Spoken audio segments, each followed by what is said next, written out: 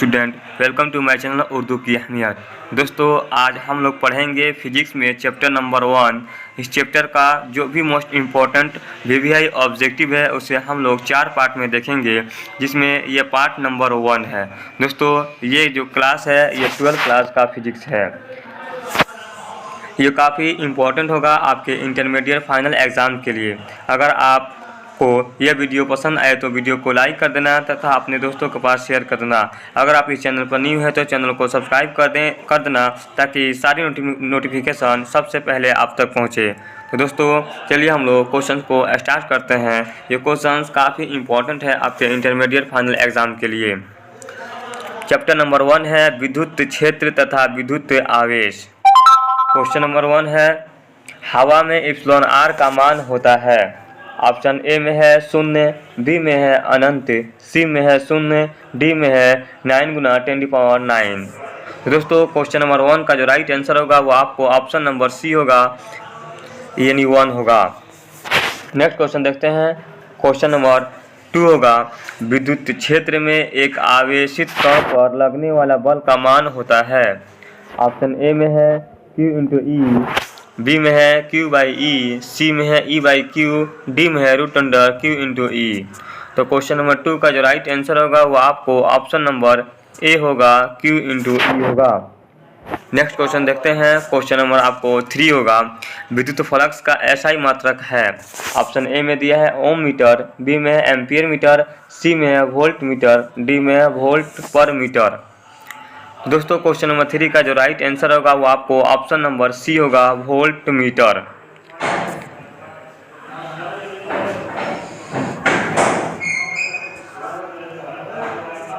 विद्युत फ्लक्स का SI मात्रक है। ऑप्शन ए में दिया है ओम मीटर, बी में है एम्पियर मीटर, सी में है वोल्ट मीटर, डी में है वोल्ट पर मीटर। तो क्वेश्चन नंबर 3 का जो राइट आंसर होगा वो आपको ऑप्शन नंबर सी होगा, वोल्ट मीटर। नेक्स्ट क्वेश्चन देखते हैं। क्वेश्चन नंबर 4 होगा, संबंध बताइए Q = NE में निम्नलिखित में कौन n का मान संभव नहीं है। ऑप्शन ए में दिया है 4, बी में दिया है 8, सी में दिया है 4.2, डी में दिया है 100।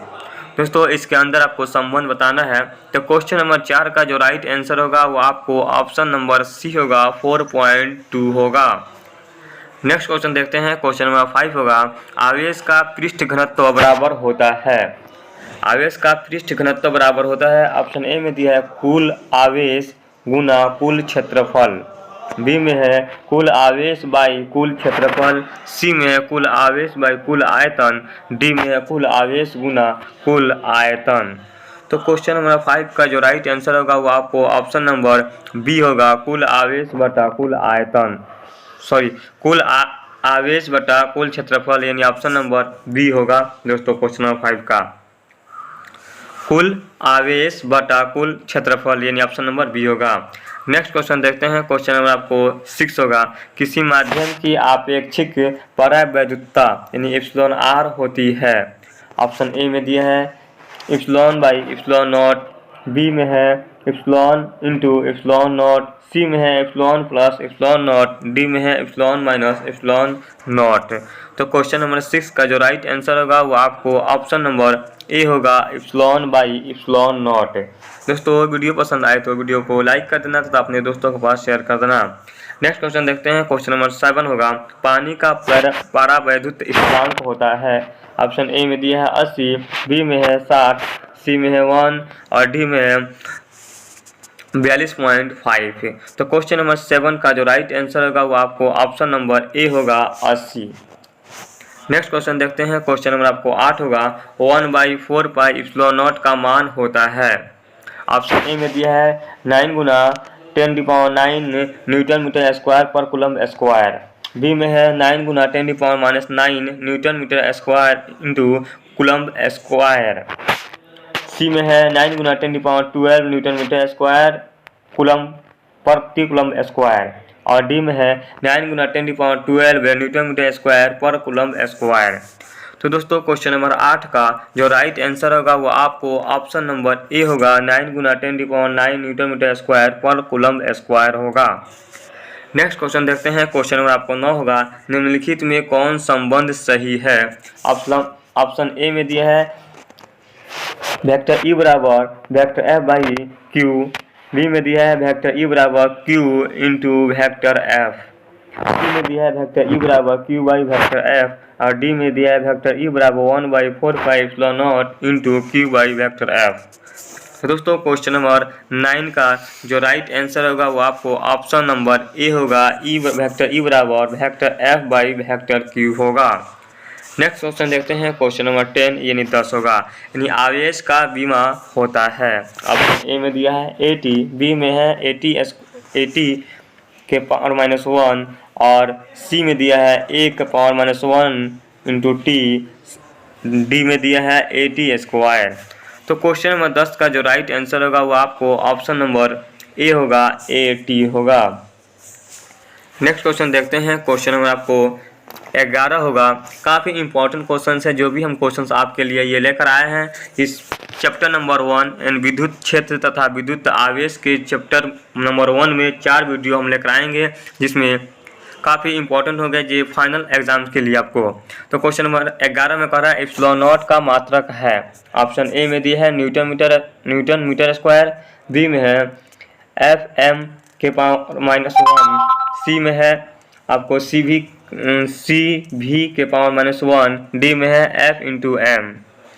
दोस्तों क्वेश्चन नंबर 11 का जो राइट आंसर होगा वो आपको ऑप्शन नंबर बी होगा, FM -1 यानी फैराडे पर मीटर होगा। FM का फुल फॉर्म होता है फैराडे पर मीटर होगा।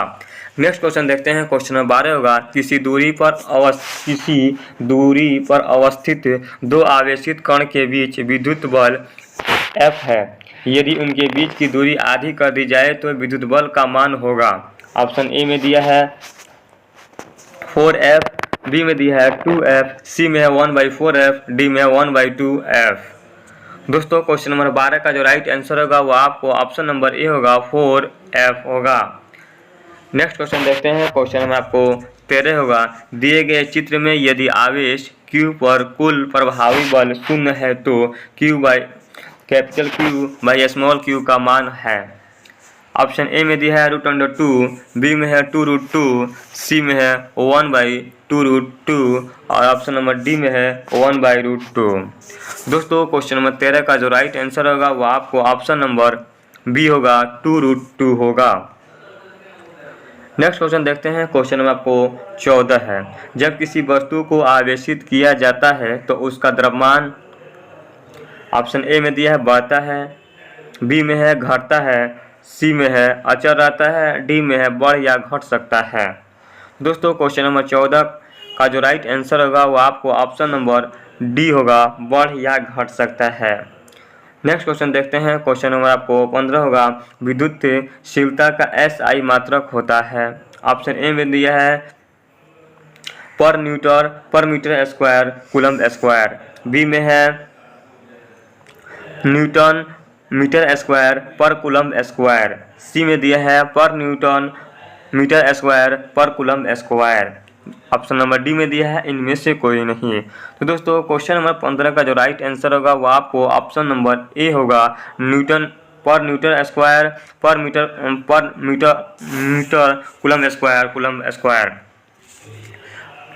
दोस्तों वीडियो पसंद आए तो वीडियो को लाइक कर देना तथा अपने दोस्तों के पास शेयर करना। नेक्स्ट क्वेश्चन देखते हैं। क्वेश्चन आपको 16 होगा, धातु के बने गोले A को धन आवेश दिया गया तथा गोले A के बराबर द्रव्यमान के दूसरे धातु को गोले B का उतने ही परिमाण का ऋण आवेश दिया गया जितना धन आवेश गोले A को दिया गया था।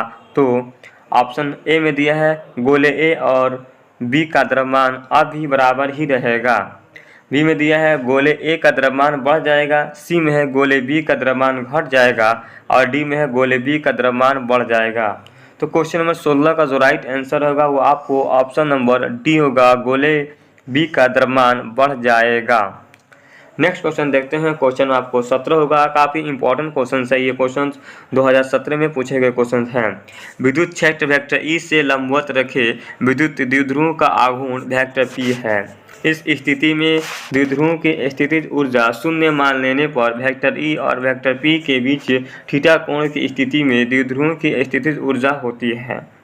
ऑप्शन ए में दिया है vector P dot vector E, B में दिया है minus vector P dot vector E, C में दिया है vector P cross vector E, D में है P E into 1 minus cos theta. दोस्तों क्वेश्चन नंबर 17 का जो राइट आंसर होगा वो आपको ऑप्शन नंबर बी होगा, minus vector P dot vector E. दोस्तों आज का सेट नंबर 1 यानी चैप्टर नंबर 1 का सेट नंबर 1 था ये, जिसमें हमने 17 ऑब्जेक्टिव्स लेके आए जो काफ़ी आपके इंटरमीडिएट एग्जाम्स के लिए काफ़ी हेल्पफुल यानी काफ़ी महत्वपूर्ण रहेगा। तो इस वीडियो को आप लोगों ने तहे दिल से पसंद किया तो इसे अपने दोस्तों के पास शेयर कर दें तथा वीडियो को लाइक कर दें। अगर इस चैनल पर न्यू है तो चैनल को सब्सक्राइब कर देना ताकि हर वीडियो की नोटिफिकेशन सबसे पहले आप तक पहुंचे। तो दोस्तों आज के लिए इतना ही, फिर मिलते हैं नेक्स्ट वीडियो में, तब तक के लिए धन्यवाद।